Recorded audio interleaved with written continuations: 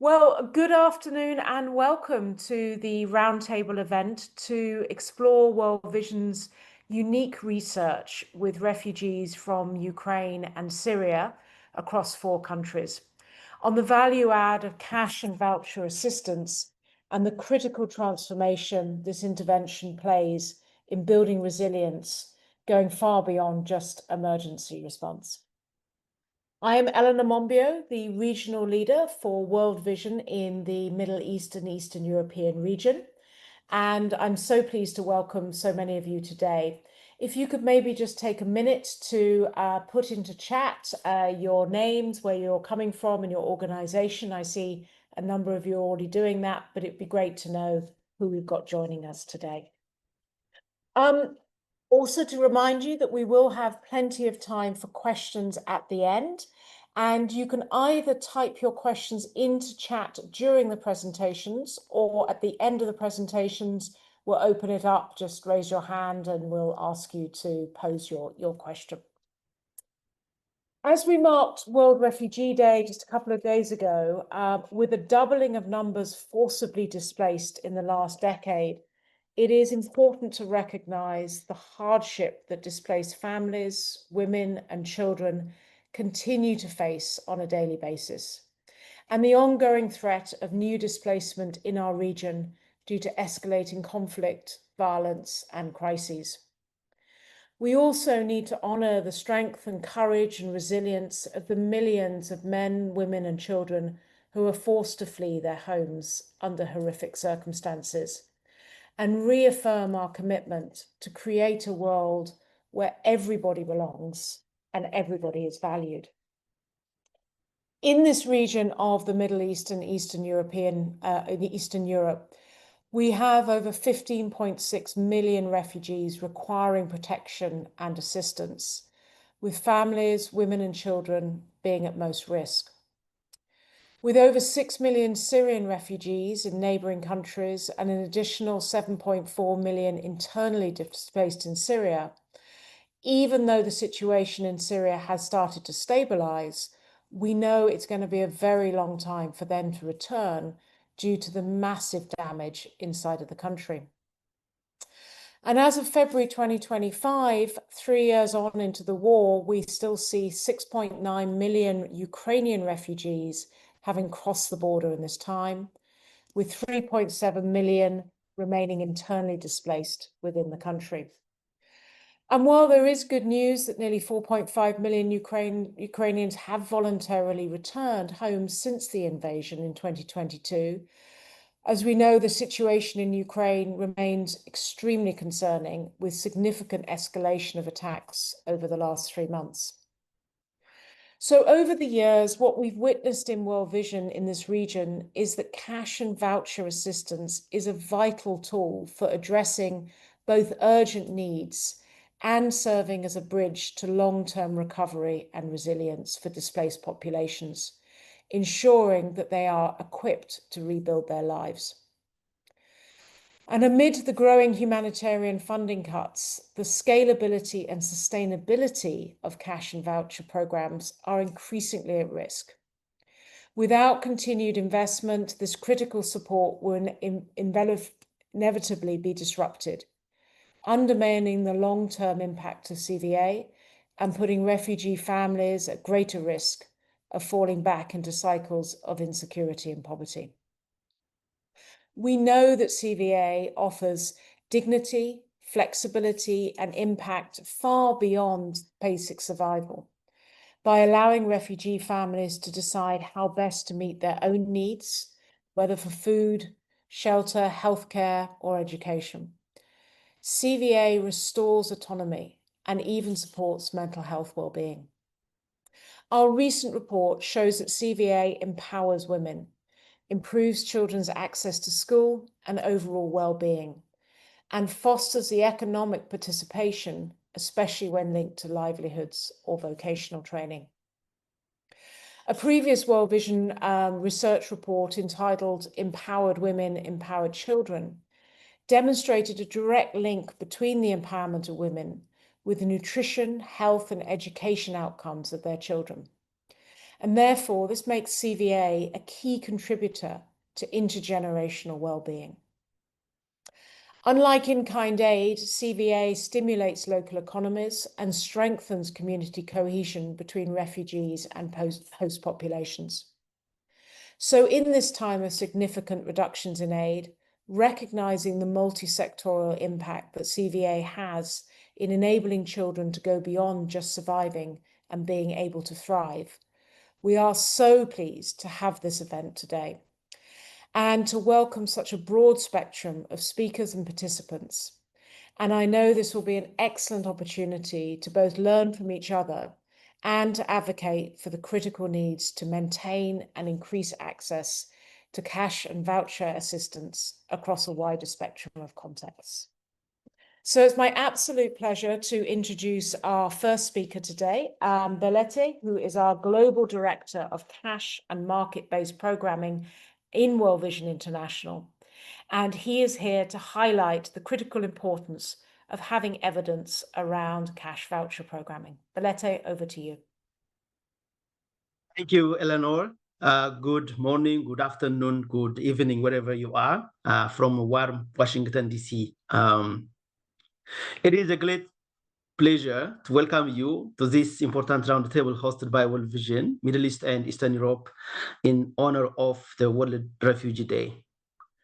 This event, Resilience in Action, Reimagining Support for Displaced Populations through Cash and Voucher Assistance, comes at a critical time. Across the MEER region and beyond, conflict, climate shocks, and economic instability continue to displace millions. Our conversation today centers on how CVA can be a truly transformation tool, not only for meeting immediate humanitarian needs, but also for advancing long-term well-being, mental health, social cohesion, and livelihood recovery in both fragile and development contexts. We are pleased to share insights from our recently released cash wave research study conducted across 8 countries in the region. The report provides compelling evidence that cash is both efficient and effective, particularly when integrated with sectoral outcomes. As a child-focused organization, World Vision has made significant investment to strengthen and scale our cash programming. Over the past 5 years alone, we have delivered around 1.5 billion in cash and voucher assistance, reaching a peak of 9.8 million people, including 5 million children in 2023 alone. We have built a comprehensive systems from beneficiary registration to digital delivery, monitoring and real-time accountability. And through our Cash Academy, we have trained over 600 staff across more than 60 countries to deliver with quality and speed. We are making good progress in linking humanitarian cash with financial inclusion, including microfinance and saving groups, through strategic partnerships such as Vision Fund International. We are also committed to strengthen national social protection systems, ensuring that CVA contributes to more inclusive and shock-responsive safety nets that last beyond the crisis. Let's take a moment to place ourselves in the shoes of a hungry child or a mother displaced from her home, struggling to meet a life-saving needs. For them, cash, whether in hand or in digital wallet, is not just a transaction. It is a hope. It bridges the painful realities of displacement, hunger, and uncertainty with the promise of a brighter future for children, mother, and families. It is about dignity. It is about flexibility. It's empowerment and choice. As the humanitarian landscape evolves, we must evolve with it, embracing local leadership, digital innovation, and emerging delivery mechanisms such as blockchain, stablecoins, to ensure faster, safer, and more transparent support. Yet with the rising needs and constrained resources, this is also a time for bold strategic action. Alarmingly, the proportion of international humanitarian assistance delivered through CVA has declined, dropping to an estimated 7.8% in 2024, which is about 5.5 billion, down from 23.3% in 2023, just 7.8 billion. And according to CALP recent analysis, under current funding cut scenario, CVA could fall to just 3.2 billion in 2025, a level we haven't seen since 2017, even as the number of people in need has more than tripled. This is a critical wake-up call at a time when cash assistance has demonstrated clear benefits, as we can see from this research, and cost efficiency, impact, dignity. We must not step back. Instead, we must protect and scale what works. At World Vision, we have responded by adopting a bold and forward-looking strategy through our Cash Roadmap 2.0 2024 to 2027. This roadmap sets ambitious targets to deliver 55% of World Vision's humanitarian assistance through CVA. Of course, in some contexts, like in the Middle East region, we are delivering more than that. And to expand cash modalities into 40% of our development programs by 2027. The strategy prioritizes integration with sector outcomes, digital and financial inclusion, anticipatory action, and linkages with national systems, all supported by data innovation and frontline capabilities. The Common Donor Approach 2025, which includes major bilateral and multilateral donors, launched this year in May 2025, is a significant collective milestone. It sets out a shared commitment to principled, people-centered, and locally led CVA. These global and institutional roadmaps signal a convergence, a shared belief that cash is not only here to stay, but must be scaled up if we are serious about building resilience and delivering impact at scale for the refugees and for other vulnerable groups. I want to extend my sincere thanks to our MEER region with support from the Global Cash team for producing this timely and in-depth cash wave study. And to all of you, our value partners, thank you for standing with us in this shared effort. I look forward to a dialogue ahead. Let's continue working together to unlock the full potential of CVA for those who need it most, and for the future we all seek to build. Thank you, and over to you, Eleanor. Thank you so much, Belete, for giving a fantastic overview of the program, but also the major challenges and the call to bold strategic action at this time. So I think that's given us a great foundation. So now we're going to move over to Gida, who is our Impact and Evidence Advisor with World Vision MEER, who's going to really dig into our report and provide us an overview of the process and the findings. So Gida, over to you. Thank you. Thank you so much, Eleanor. Good afternoon, everyone, and thank you for the opportunity to speak on, next slide, please.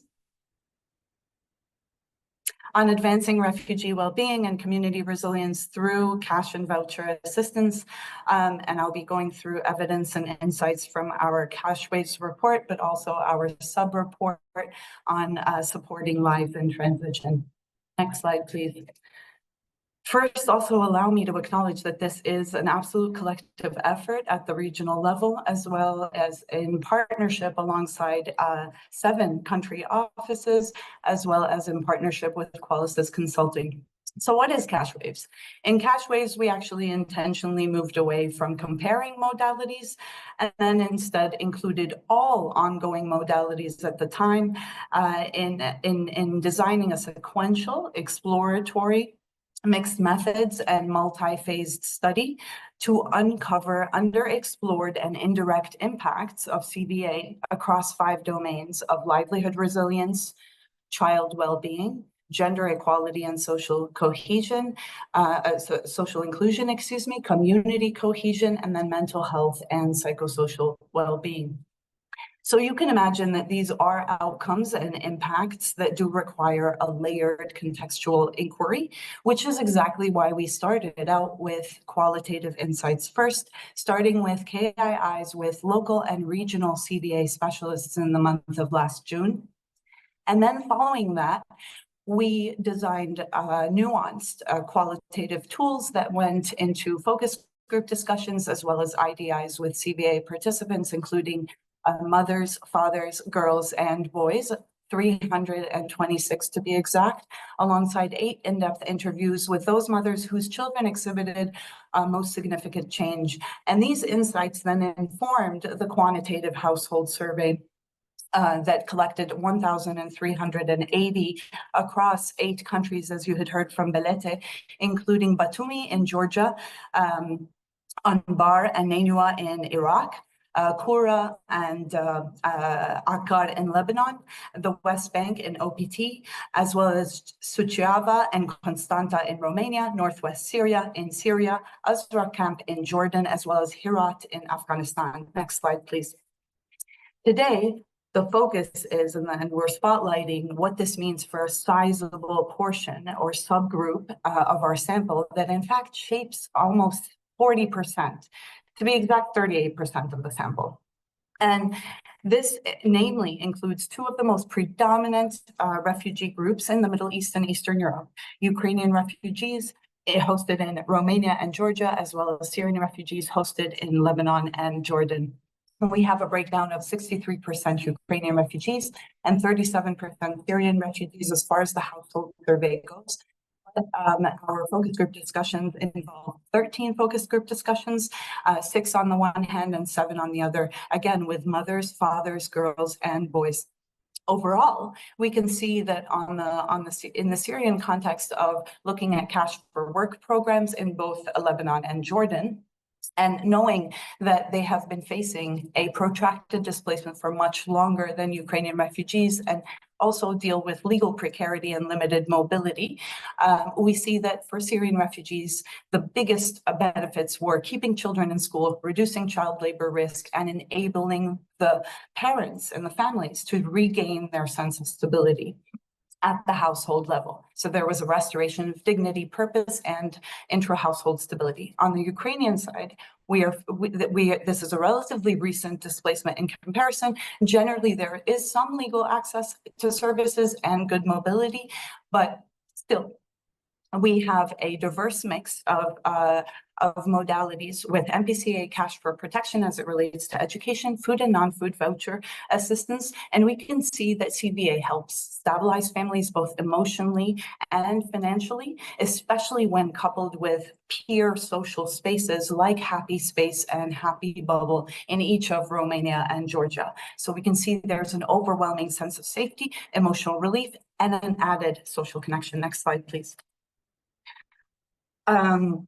The uncomfortable truth is that refugees in our study benefited the least across most domains. So while 65% of returnees report significant economic relief, we only have 34% of refugees doing the same. We know that integration barriers are vast, from status to housing costs to high debt, as well as healthcare costs, but most importantly, there's a compromised status for mental health, or an eroded mental health, let's say. So this actually translates into also 47% with no change in the household dynamics, although I have to caveat that we need to do better in designing our tools to capture the nuances involved in populations that are facing and absorbing rapid external demographic changes and are often living on both ends of the borders, or in families with someone who comes and goes. And I'll just remind us that, 55% of Syrian refugee households are living with someone with a disability or a chronic disease. And then likewise, we have 39% of Ukrainian refugee households living with a person with chronic disease or a disability. So huge caregiving responsibilities that need to be accounted for, especially when we look at dynamics within the household. Next slide, please. Also, I should mention that there are very meaningful impacts that we can, overall impacts for both refugee subgroups, in the sense that 100% reported economic stability and improved economic stability, with half saying somewhat and the other half saying significantly. Also, women's income generation doubled, and 94% report improved mental well-being. So overall, there were several meaningful shifts among CVA participants, especially alluding to what Eleanor had mentioned earlier in terms of that intergenerational confidence and household stability and family well-being, but also at the level of design and implementation, where we see a strong collaboration in Romania with the municipality of Bucharest alongside UNHCR as well as local NGOs, coming together to allow the launching of a social store called Rome Expo. This is a great example of what is possible when humanitarian response is locally led, culturally responsive, and well integrated. What I heard from the Director General of the Municipality of Bucharest during my research is that it merged speed with dignity and care. And I'm going to quote her here. Having Rome Expo in place helped us reach strong, resilient Ukrainian refugee mothers, often heading their households alone, with much needed psychosocial components that they were actually reluctant to receive. So CVA can be that real catch for all other types of services that people may be reluctant to use at first, but we know absolutely need. Next slide, please. Now, children are at the center of all of this because they shape their families' hopes and fears. And so I want to report that overwhelmingly, more than 70% across both subgroups are reporting positive impact on overall child well-being. But if we take a closer look, we see that there are three primary components to that: better healthcare and nutrition, improved access to education, which is huge for Syrian refugees, and then increased emotional support and stability, which is actually also huge for Ukrainian refugees, as you can see. Now, at the level of girls and boys, we see on both ends that this is absolutely important. At least within Syria, it's the social safety net for these boys not to be going into child labor. And so for Ahmed, it meant school supplies as well as private lessons. For Katerina, it meant taking exams and having the material needed for additional confidence in a time period of great transition for adolescents. Next slide, please. Great. So what now? Here's what our data tells us. We need to secure children's futures. These are the long-term, I know, 40-year development strategies, but we absolutely need to secure children's futures, and by funding child-centered CVA and accessing those educations, better nutrition, and better healthcare for a better overall well-being. We need to be enabling livelihoods through linking to jobs, as well as micro and small businesses, as well as training and savings groups, which are very overwhelmingly popular in Syria and Iraq. Promoting social inclusion through shared events, community participation, and local integration is going to be absolutely important for this subgroup, as well as, on top of it all, prioritizing mental health through safe spaces and gender-responsive care. As we can see from the Georgia and Romania examples, the benefits are overwhelmingly positive for their sense of emotional connection and social connectedness. Thank you so much for your time. Over to you, Eleanor. Thank you, Gita. And I know you had to cover a great deal of information, and just to encourage all of you to use the QR code on screen to access the report and to really dig into it. It's an excellent report, and I just want to add my thanks to all the various participants online who are engaged in that. And as part of this, we are nothing without our partners. And one of the most critical partners in all of this is the World Food Programme. And World Vision continues to walk alongside WFP to enable them to fulfill their mandate and for us to fill our programming scope on the ground. So we are very, very pleased to have Dina, the Senior Advisor for cash and global stakeholder engagement and coordination with WFP, who's going to highlight the relevance and effectiveness of cash and voucher assistance across this region. So Dina, thank you very much. Thank you. I will wait for the slides to be pulled up.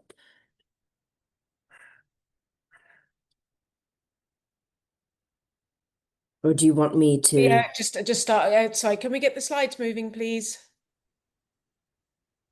Oh, okay. Super. Thank you. Lovely. Off you go. Fantastic. So good afternoon and maybe good morning to some. I'm delighted to be here today and thank you for the invite. And as Eleanor said, I'll be highlighting how cash transfers continue to make a powerful and lasting difference in some of the, I guess we're all calling it very, very different terminology here, but MENA region, MEER region, in the most fragile and challenging contexts. If I can go to the next slide, please. Great. So with that, I'm just going to delve right in. Across our region, we're seeing overlapping crises. I think everybody's noted that we've got conflict, climate-related shocks, displacement, economic strain. And then in these settings, we're seeing that cash really stands out. Why? Because they're not only faster to deploy, but more adaptable and respectful of recipients' dignity.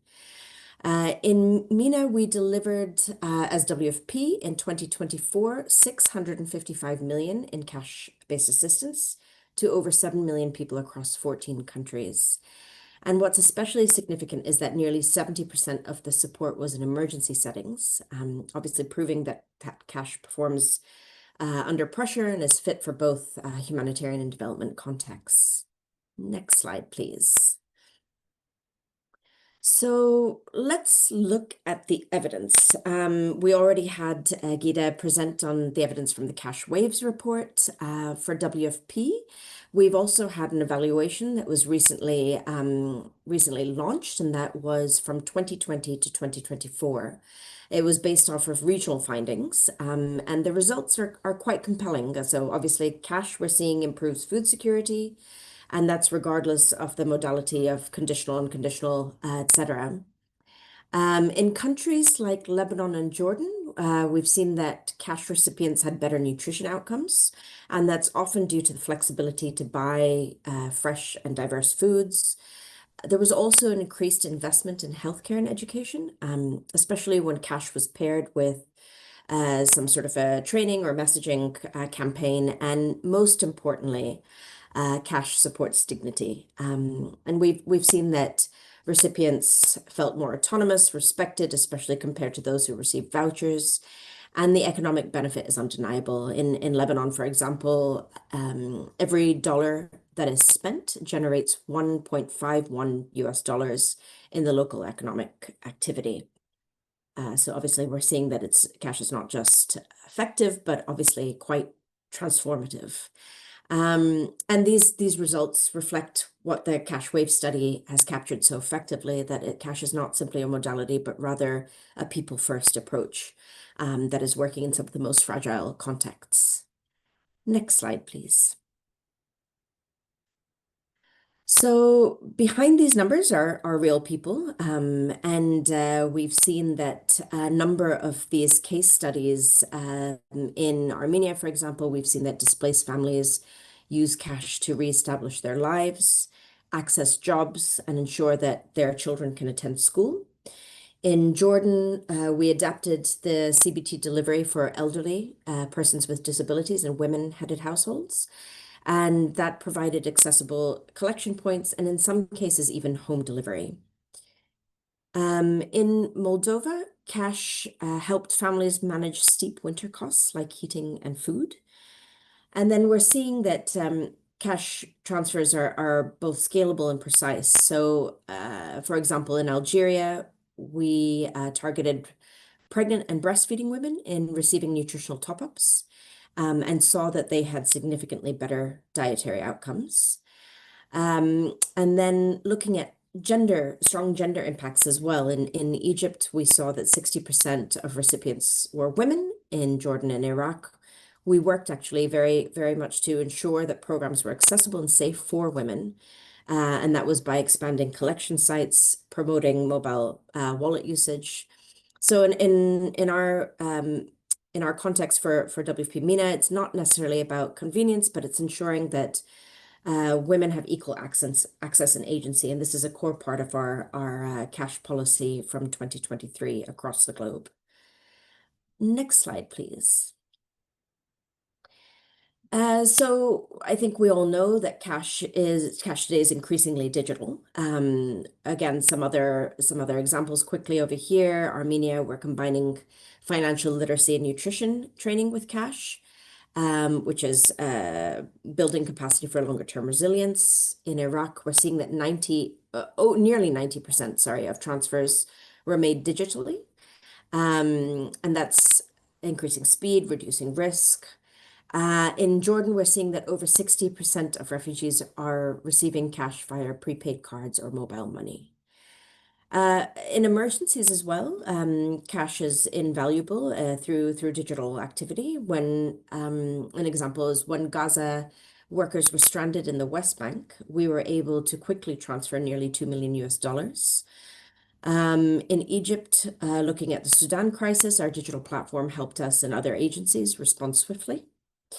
And then in Libya, over 27,000 people were affected by the floods, and they received prepaid cards, which has reduced logistics times and costs dramatically. Next slide, please. So we're also seeing that cash is strengthening systems and partnerships, specifically around government collaboration. We're seeing that in Egypt, we were working with government authorities to integrate our cash modalities into the national social protection system. In Ukraine, sort of a twofold, where over 200,000 people transitioned from food to cash. That obviously helped rebuild the markets and household resilience. And then the Building Blocks platform is a strong example of some of this innovative the innovative systems, and it enabled the first interagency deduplication system in Ukraine. And we saw that it saved over $200 million, including 67 million just in 2024. So it's, as we're saying, it's not really about being efficient, but also not about being effective, but also about being efficient. And then I think a very common partnership that most people know about is the Louise Common Card System in Lebanon that's co-managed with UNHCR, UNICEF, a number of other wallet holders, and that enhances collaboration, coordination across the board. Last slide, please. Next slide. So to close, and hopefully I'm keeping within time, as we've seen that cash is not only relevant, it's essential. It delivers at scale. It's dignified. It respects people's choices. And the Cash Wave study reinforces what we've seen for years. The cash works. And as we continue to face volatility throughout this region, I think our task as humanitarians is to ensure that people have the tools they need to survive and to rebuild. And that's the power of choice, where WFP, we believe that is also the power of cash. Thank you. Back to you, Eleanor. Dina, thank you. That was an excellent overview and great to see some examples from other areas. Just for those of you who are confused about all the acronyms, our World Vision region of Middle East and Eastern Europe bridges 3 different UN regions, MEER just being one of them. So it's great to bring together that wider scope.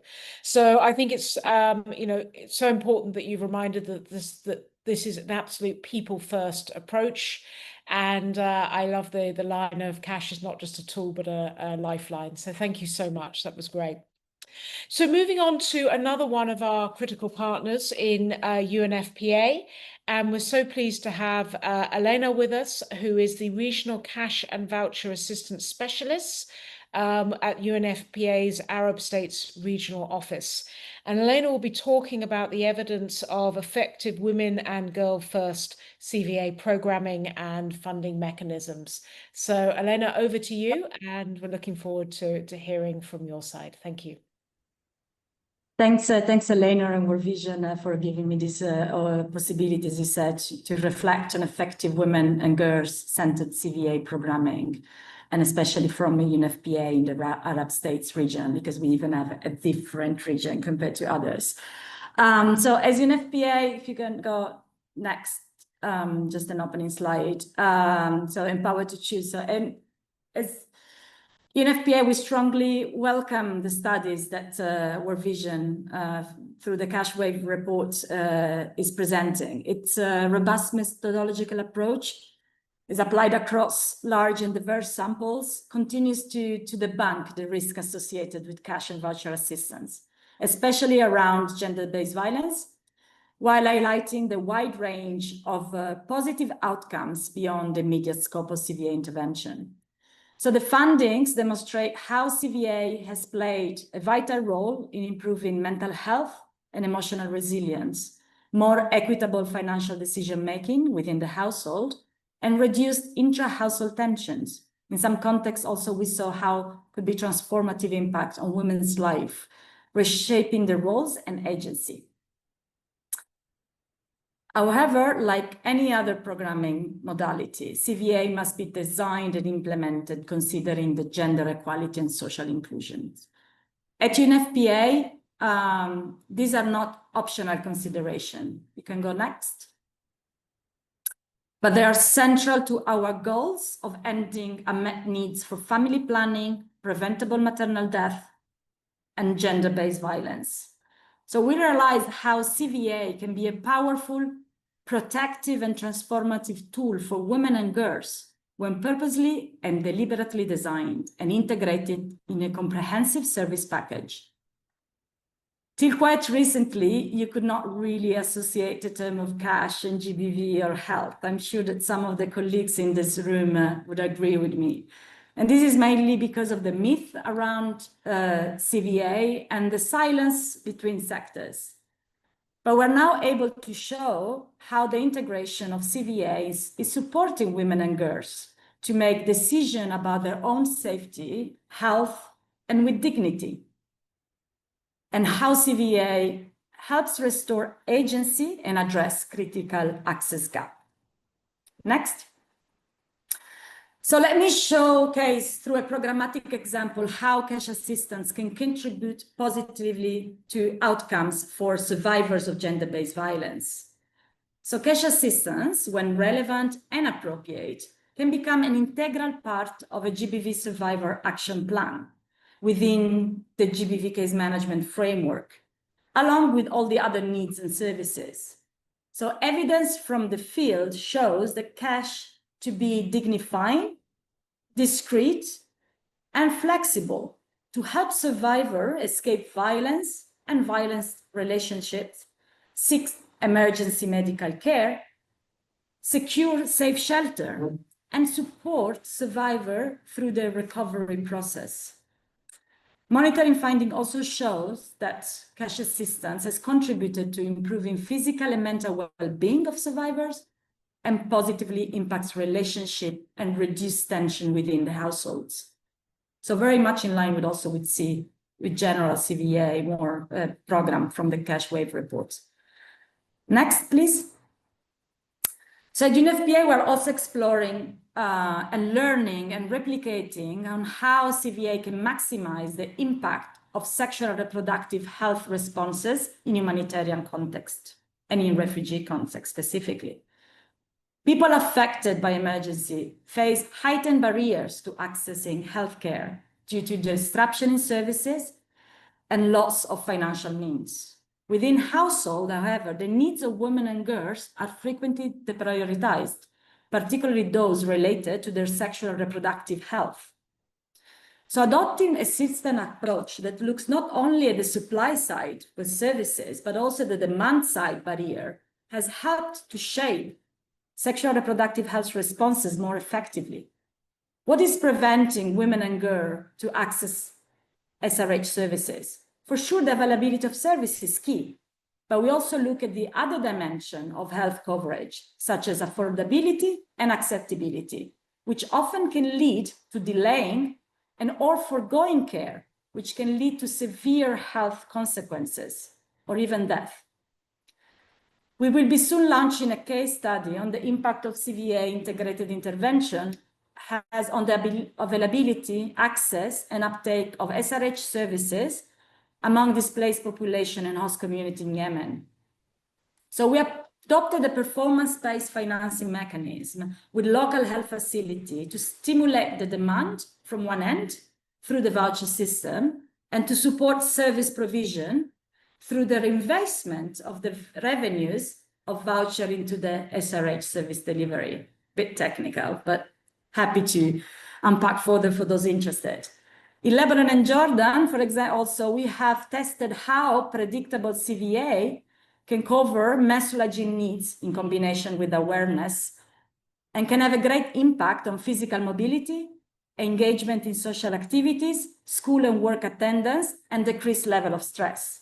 We're now exploring innovative financial solutions to leverage the strategic interest and the market and supply chains of menstrual pads producer to enhance equitable access to menstrual product while promoting awareness and strengthen local systems.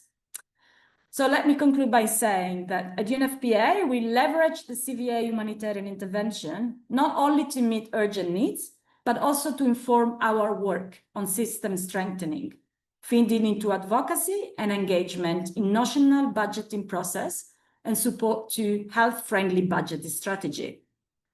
Let me thank again World Vision for this opportunity to continue advocating for effective solutions for the realization of transformative results for women and girls. Thank you.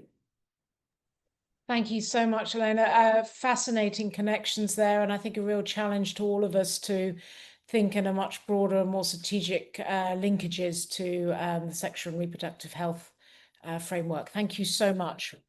And now we're going to move on to one of our other very important partners in the World Bank. And I think we've all been working very closely with the World Bank around fragility forums and trying to link across particularly the nexus in some of this thinking as well. So we're very, very pleased to have Yul joining us today, who is the social protection economist for the MEMER region, in this case, the Middle East and North Africa region, as we add to the multiple different acronyms, and will be talking to us about his reflections and lessons learned and the World Bank's engagement. So thank you so much. Over to you. My pleasure, Eleanor. Hi, everyone. Thank you for having me. It's a pleasure to be here. I'm an economist in the MENA region, as Eleanor said. I work on Yemen, Egypt, Djibouti, and in the past I worked on Indonesia and Timor-Leste as well. It's great to be part of this panel, and I've heard some encouraging factoids and messages from World Vision as well as the partners that have spoken earlier. I think it's really encouraging to see World Vision promoting, cash CVA as a way to support vulnerable populations, and doing so looking across the life cycle and looking at how comprehensive care and support can be provided. Earlier on in the presentation, for instance, there was the notion that there was not a major change in community relationships as a result of the intervention. I think that's important because it really substantiates the need to have multi-layered levels of support in addition to cash and vouchers. So psychosocial and legal support help refugee populations, which are among the most vulnerable people in the world, and help them to become less vulnerable and self-sustained in terms of their livelihoods. I think it's also great that along this push of CVA comes in parallel, and it seems obvious, but it isn't often done, particularly in fragile settings such as Yemen and other areas that are in a sense of fragility, is the notion of creating evidence and monitoring robustly the interventions that are pursued and seeing how they are affecting the people of the intended population. Again, also I was hearing the use of digital systems and making grievance systems more accessible. This is all very important beyond just providing cash. It's the journey to accept, to receiving that cash and the additional support that really matters and really makes a difference for refugees. So I think that's really good to see. I think there is still, a lot of fragmentation in the sort of humanitarian aid development nexus in even the countries that are represented today, as well as in the MENA region and other regions for sure as well. It's really important that we all work together and try to align our programs, at the the implementing partner level and also at the donor level, right? So the UK, the United States until recently, also other partners such as the Germans and the Dutch. I think there's become there's an increased push for alignment, and particularly given the current financing landscape becoming much more crunched, I'd say. It's important that alignment is really pursued more concretely. Like World Vision and WFP, the UN, And the bank is also committed to CVA and placing it in a sort of comprehensive package of social protection programming, right? And I mean comprehensive because it's not only about cash and voucher, but it's about all these other services along a continuum of support, right? Often, in FCV settings or in conflict, the first thing you do is just give cash and vouchers and support people to meet their daily needs. But there must be more. There must be more. There must be an ability to link them to training, reskilling, psychosocial support, as I mentioned before. So it's really refreshing to see that that's the approach of several of the actors that have spoken today. In the report itself, I found it also quite compelling. Some of the pathways to enhance CVA programming, I'll name them here.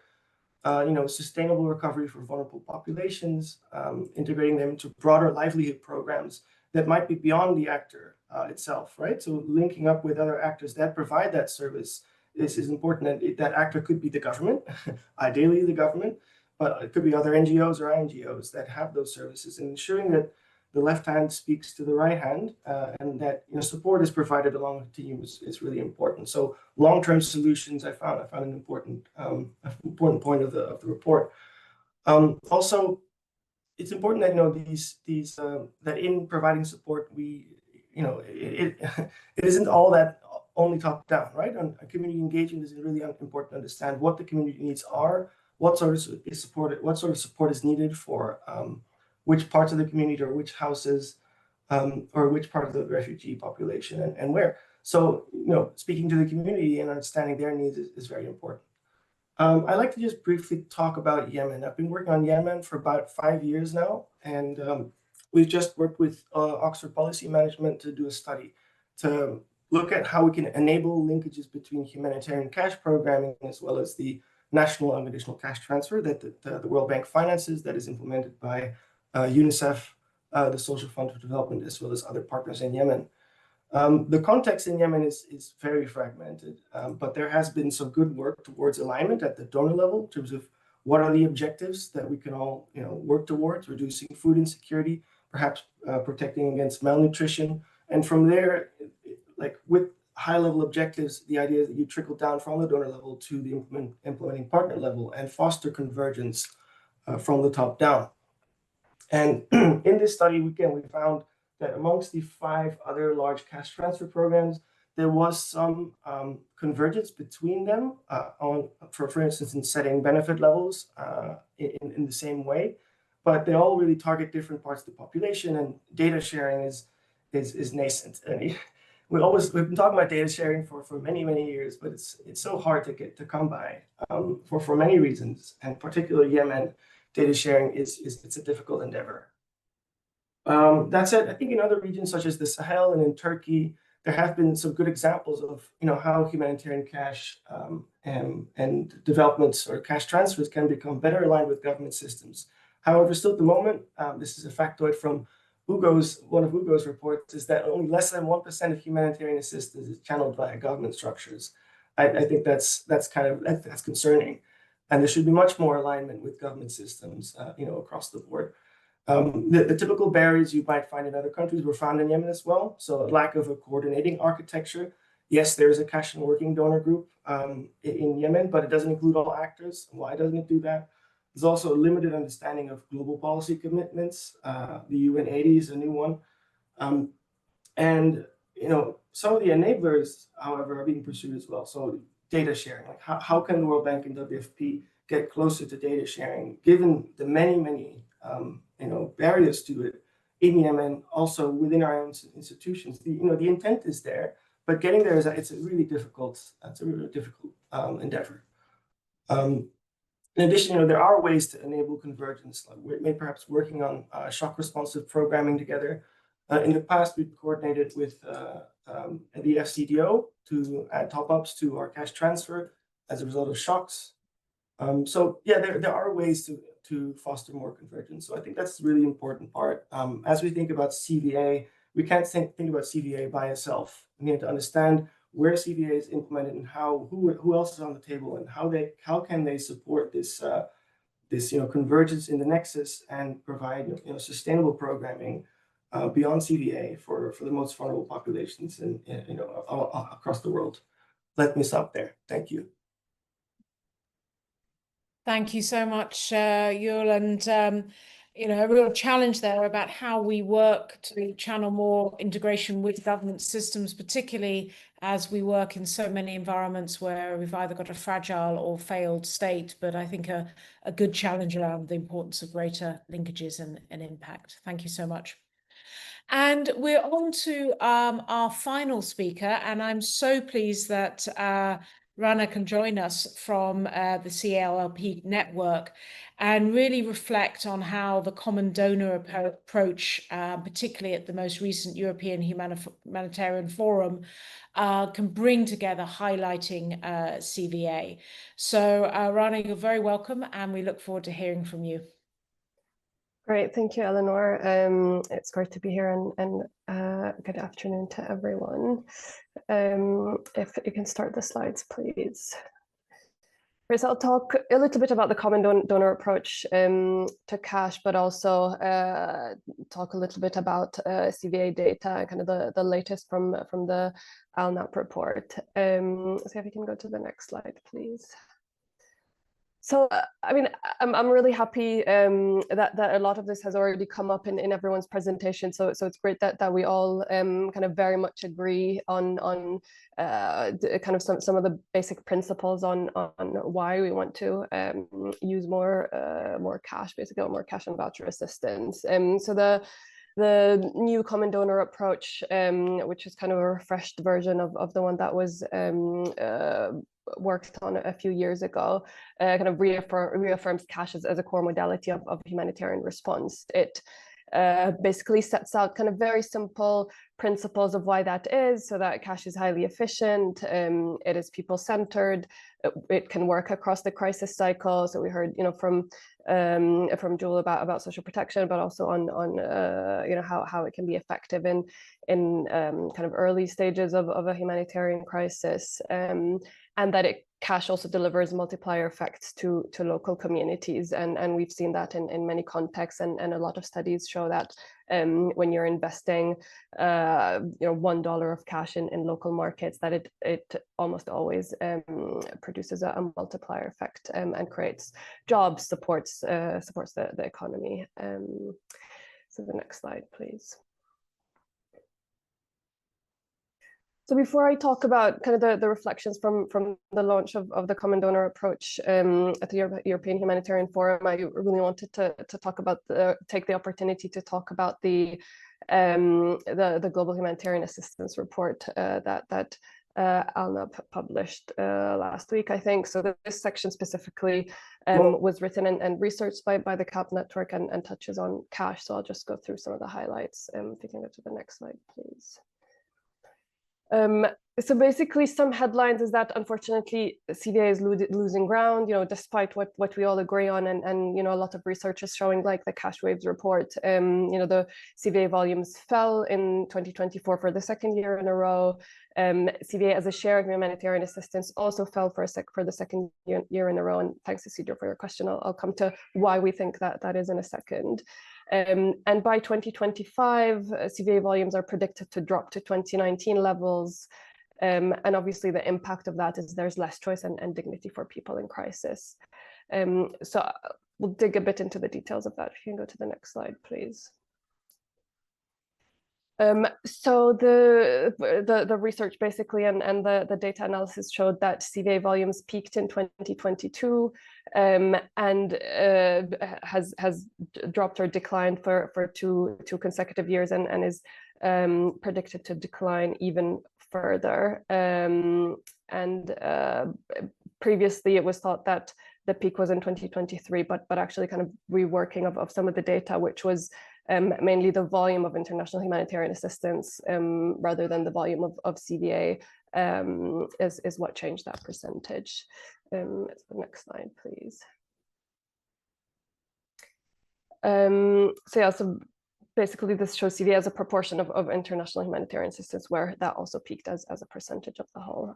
So I won't go through the details, but you can go read through the report on the different data points throughout the years. The main message is that peaked in 2022 and unfortunately has been declining since. Next slide, please. So basically, the question is, what we really want to find out is why is CVA declining in terms of percentage and volume. So some of the reasons in that is there are some funding constraints. We're seeing cuts. Obviously the USAID cuts, but also cuts from other donors. We also saw the completion of some large-scale CVA heavy responses. So for example, in Ukraine, also the relevant to the region is the Syria and Turkey earthquakes response. So there were really, these kind of CVA heavy responses that used a lot of cash and voucher assistance in the previous years, and that those ended last year.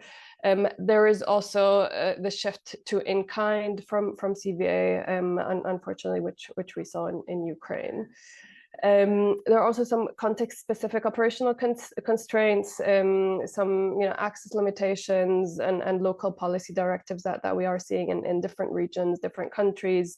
For example, there are some cash bans, particularly in the Sahel, but also in the MENA region. Unfortunately, for specific responses, we are seeing kind of a response in-kind aid before cash assistance, and also some kind of politically driven decisions, particularly in North Africa, that are restricting organizations from using cash assistance. So these are some of the reasons why CVA is declining. Next slide, please. And then there's also the, what we call the CVA scale effect. We always kind of refer to the fact that cash is always really easy to scale up. But unfortunately, in time of funding cuts, we saw that is also really easy to scale down. So it is really sensitive to funding shifts, and has obviously reduced when these cuts have been happening over the past few months, particularly. Next slide, please. But there is some good news in all of this, is that the relative proportion of cash as a proportion of cash and voucher assistance is increasing. So we are seeing more cash versus vouchers, which obviously provides people with more choice, where it's feasible to deliver cash as opposed to vouchers. So that is some silver lining, I suppose. Next slide, please. And then just a quick, having a quick click on the new kind of hyper-prioritized HNRPs or in the global humanitarian overview. Multi-purpose cash we saw was cut by 30%, but it was the least cut in terms of percentage, whereas sectors have taken a larger percentage cut. And then for the MENA region in specific, I think it fared better than other regions. Some of the reasons for that is that the Syria 3RP was reviewed in the beginning of this year, and it didn't go through any further reprioritization. The OPT flash appeal was included in full because that was seen as one of the crises where there are emergency needs that need to be responded to. But unfortunately, multi-purpose cash in Yemen was cut by 34%. So that was just to show kind of a overview of where cash has been sitting in the hyper prioritization that has happened. Next slide, please. So now I'll come to kind of some of the reflections from the Humanitarian Forum, European Humanitarian Forum session. So basically, CALP's role was to facilitate the development of the common donor approach, and our director, Kate Turton, chaired the panel at the EHF.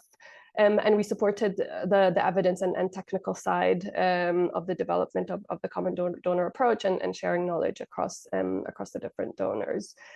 So basically, this kind of renewed commitment is a great statement of intent and reaffirming the principles of cash, which a lot of you referred to in your presentations and kind of I summarized at the beginning. But I think the main message is that, or the main reflection is that we really need to see action behind this intent. I think we're all very much kind of like-minded in terms of the need to use more cash and to utilize it in different contexts where that's feasible. But I think we really need to push donors to take action behind this commitment, and to also keep making the case to senior decision makers, because I think a lot of people in the room are technical CVA people or program staff who have worked on cash programs, but a lot of the feedback we're getting is that there's some hesitance at senior levels in organizations to deliver more programs or more cash and voucher assistance programs. So I think it's on all of us to keep making that case at senior level. Next slide, please. So just a little bit of my reflections on what we can do together. So I think understanding why support at the top is waning, I think, is important. We are, obviously have our theories, have conversations, but I think kind of a collective understanding to be able to use that to push for more CVA is really important. The other thing is to continue providing donors with evidence, like the Cash Waves report. CALP is also working on a research on kind of the perception of the risk of aid diversion of cash versus in kind. That is something that comes up often in donor conversations. So just to keep providing this evidence and where there are gaps to produce evidence that can kind of reaffirm the positives of using CVA, let's say. And then, thinking about how we make cash exciting again, there was this report published last summer, I think by ODI, if I'm not mistaken, on narratives, kind of looking at the narratives of why cash assistance had expanded from 2016 onwards. So it was a really interesting report looking at narratives rather than kind of evidence, for example. So how do we maybe use some of these arguments, think about what is, kind of what's on people's radar now to get people excited about using cash again. And again, in terms of, the spirit of collective action, how do we find solutions to common challenges? A lot of you, again, in your presentations touched upon these, but how do we find solutions to those?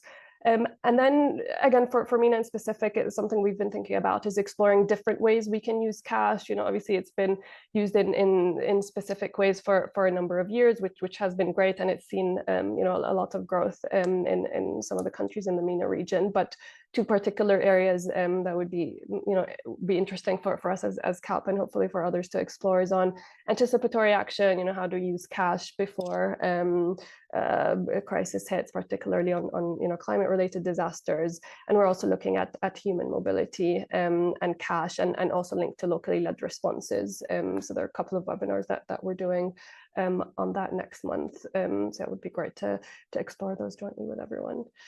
I think that brings me to the end of my presentation, and happy to take any questions. Thank you.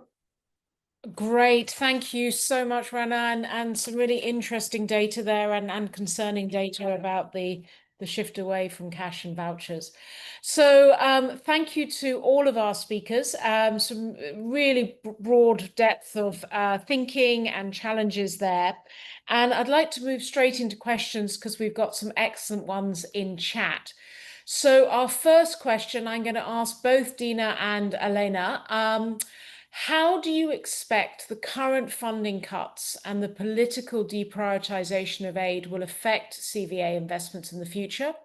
And what do you have any advice on how we can, as a humanitarian industry, promote further funding for CVA programming? So let's start with Dina and then we'll move to Elena on that one. Thank you. Sure. And absolutely, it's a very, very valid question at this point. We're already actually at WFP already seeing a lot of cuts throughout in terms of we're looking at lower transfer values, we're looking at targeting, and it's really dire straits at this point. What I would say in some of the conversations that we've been having internally is obviously with the humanitarian reset conversations about trying to scale up cash as much as possible. I think we've realized that scaling up for us specifically at WFP, and I think also probably across the board with a number of agencies on the call today, is that we can scale up, right? We have the ability to do that. We have the technology, we have the skill set. What we are lacking are financial resources, and I think that's what we need to deliver back to the donors, because if we're talking about a sort of a supportive humanitarian reset, then we need to have that from all angles. Thank you. Over. Great, thank you so much. Elena, would you like to add to that at all from UNFPA's point of view? Oh, thank you for putting me on the spot after dinner.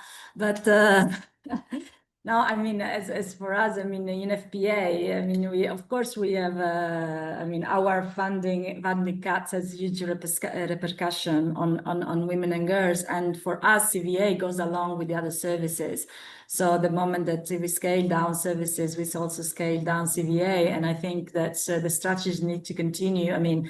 But of course, expand on the evidence building, on the the efficiency and effectiveness of integrating cash and voucher assistance into our humanitarian response, and how that one cash dollar can have so many multiplier effects in the communities, but also for the same beneficiary.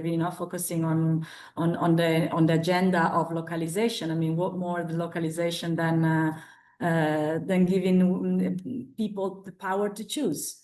Over. Yeah, thank you. And I think there's some really key messaging for all of us here, that we need to be speaking in one voice, that CVA is not just another tool, as someone mentioned, not just another programming approach, but is a major multiplying effects. It integrates into every sector we're trying to touch on.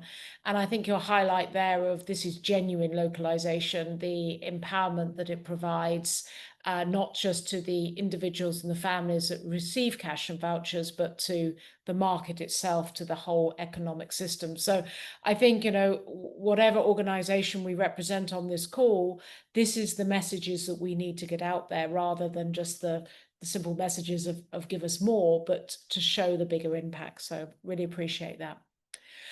So my next question is for Gita, and the question is that, there's some really impressive data shared, but can you talk about specifically the impact of cash for children?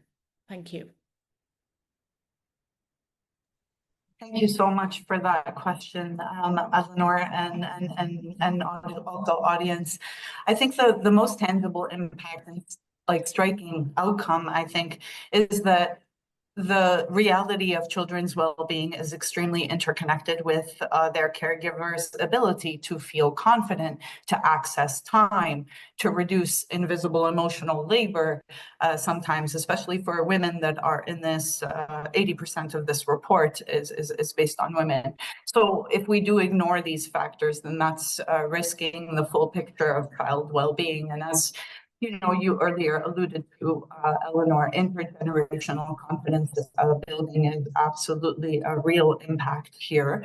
And that is not to be taken lightly, especially when we are able to secure funding for children's education, because like I mentioned, children's well-being is a deterministic factor behind the hopes and fears of their families. So if we center that, there are so many services that we can offer that free up women's time to do something else and be together, both women and their children, in happy spaces and happy bubble that really reinforces that kind of confidence and social connectivity and reduces the exclusion, especially those felt among refugees. Great, thank you so much. And then I have a question for Belete around how World Vision, or more generally CVA refugee assistance, is being coordinated with UNHCR and with their international and local partners, and how can we better improve this coordination across the different actors? Yeah, thank you, Eleanor, for that question. I think even though there are still gaps on coordination, I think we've seen also improvements over the years. There is a good coordination platforms at the national level, the cash working groups, and of course, UNHCR plays a very critical role when it comes to refugee coordinations, including for cash assistance. And of course, there is also a push and still a long way to go, but to put local actors at the heart of the local level coordinations. So I think there's been really improvements in the past years, but still a long way to go, and particularly to put local actors, whether it's local actors, including local governments and local NGOs, to put them at the driving seat of responses, including for the refugees. So yeah, I think there are interesting dynamics, particularly supporting refugees towards building resilience and using cash and financial inclusions and other relevant context-specific tools to support them build their own resilience livelihood.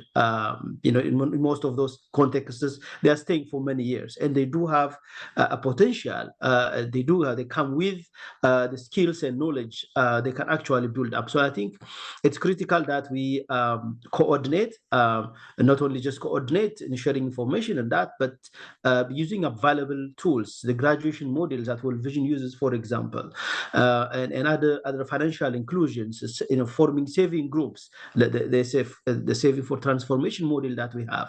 And I think we have opportunities to leverage those innovations and those experiences with other colleagues in refugee context, and of course together with UNHCR as alluded in the question. Thanks, Eleanor. Great. Thank you very much. Dina, do you want to come back on that particular question on coordination? Yeah. Yes, if I may. I sit on the Global Cash Advisory Group, so just to complement what Balete had said, because he's spot on. But just to say that we also have a localization, I guess, a task force in place. So we have this in our work plan where we are working with country offices and country cash working groups to ensure where possible we are able to see local leadership. And I believe, I cannot speak for UNHCR, but I believe UNHCR has done that quite successfully through the Eastern European region as well from their MEER perspective. So thank you. Over. Great, fantastic. And I think let's keep this conversation around local actors and localization going, and go to Rana around how you can see CVA working to support localization, and any thoughts on that area. Sure, thank you, Eleanor. I think for me, one point I also wanted to make is kind of making the distinction between kind of CVA being people-centered and then kind of locally led responses and CVA. So, we often, I think, mix up the two terms. So I think it's really important to see, obviously, the power shifting from international organizations to local organizations in how we see it. And it's really great to see many organizations on this call kind of doing that, but I think very much more needs to be done in that respect. And I could share a blog in the chat in a minute, which my colleague Manal wrote following a conversation we had with local organizations, looking at what the barriers are in terms of, for example, them getting access to funding to deliver cash and voucher assistance programs, or what really more needs to be done in that space, versus kind of looking at cash as a in itself kind of being people-centered. So just wanted to make that point on making that distinction. Thank you. Right. And then we have a question here about, do we have examples where donors are supporting CVA in a much more sustained use beyond the emergency phase, particularly looking across the nexus as we move from humanitarian to development to peace approaches? So any of our speakers have examples or are working with donors around how we use CVA beyond the emergency approach?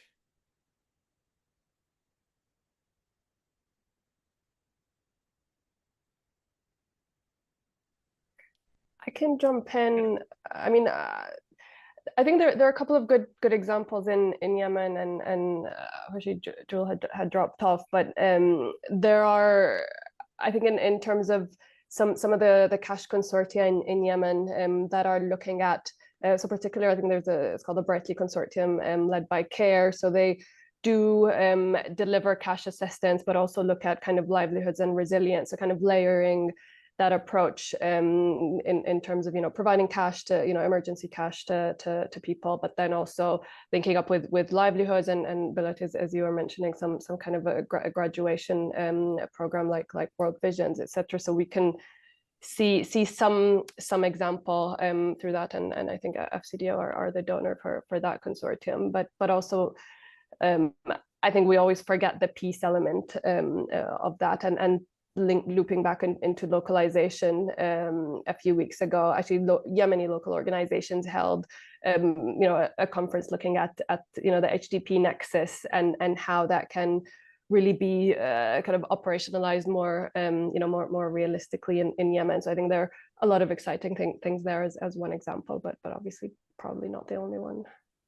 Yeah.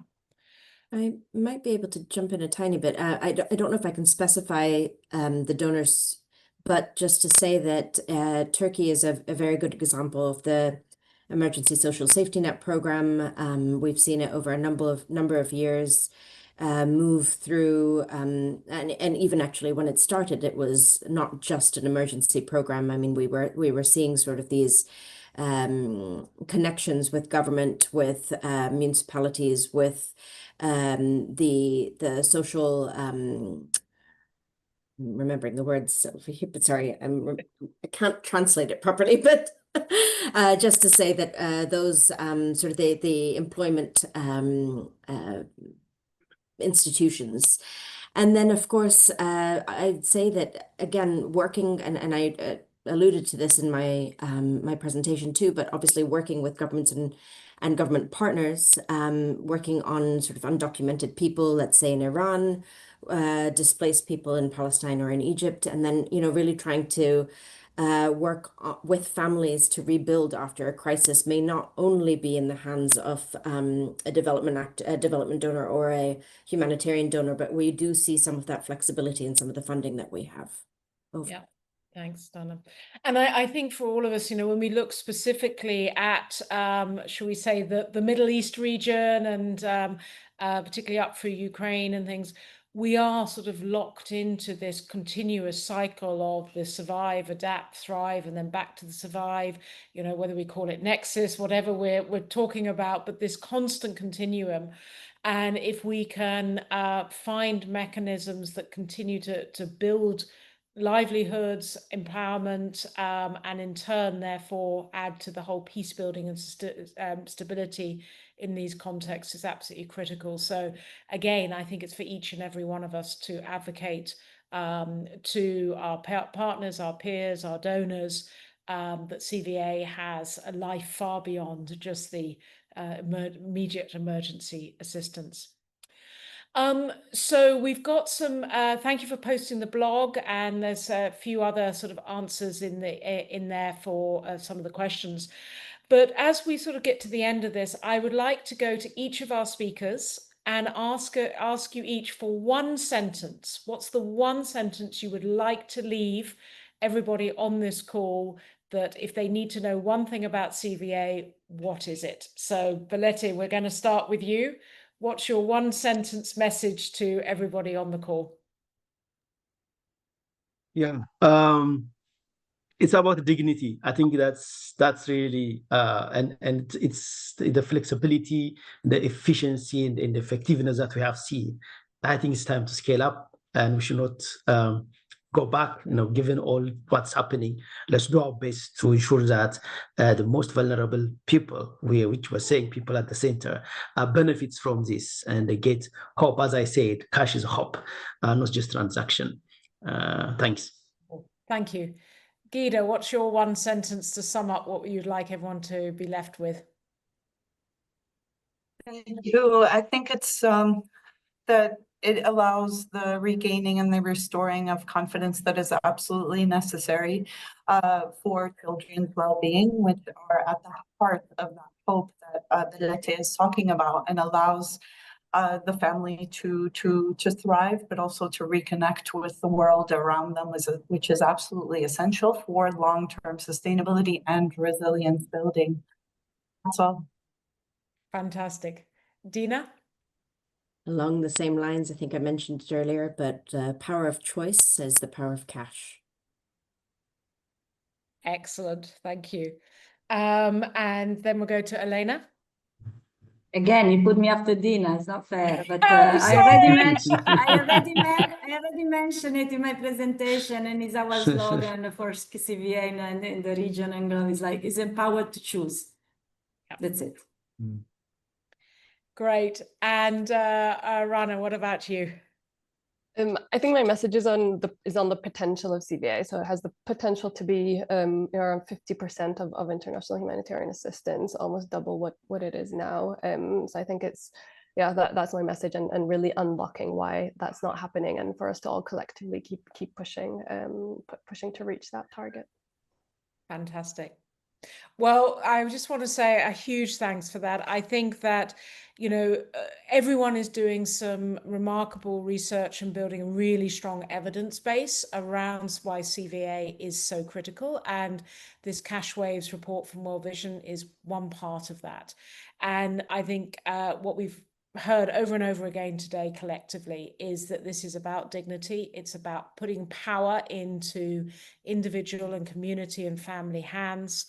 There is huge opportunity to scale up. There is no reason not to scale up, and therefore we need to find the resources to do this, to enable people to regain and restore their confidence and really thrive and bring back their restoration of livelihoods.